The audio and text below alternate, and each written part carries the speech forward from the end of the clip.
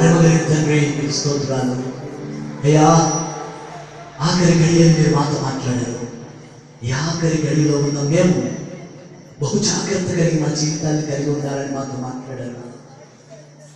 పాపము చేయవారంగా మేము ఉండకూడదని, మాలో పాపం ఉండేది అపవాది సంబంధులమని, అపవాది మొదటి నుండి పాపం చేస్తున్నాడని, అపవాదికి జీతము మరణమని, నిత్య నరకమని మాతో మాట్లాడారు.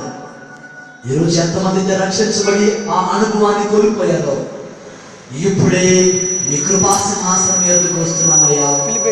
దయతో బిడ్డలను కనికరించండి.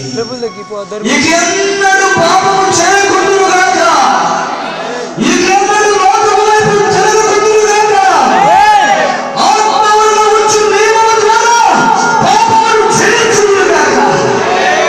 శుద్ధపడిపోండి. ప్రత్యేక ఎవరి బిడ్డలు జ్ఞాపకం చేసుకోండి.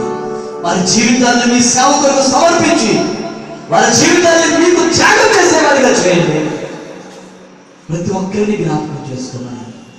ఈరోజు మీద వాక్యం ప్రకారంగా వారి జీవితాన్ని కట్టుకొని వారిని పరిశుద్ధులుగా మీ ఎదుట నిందారహితులుగా నిలబడే కృప బిడ్డలకి దయచేయమని.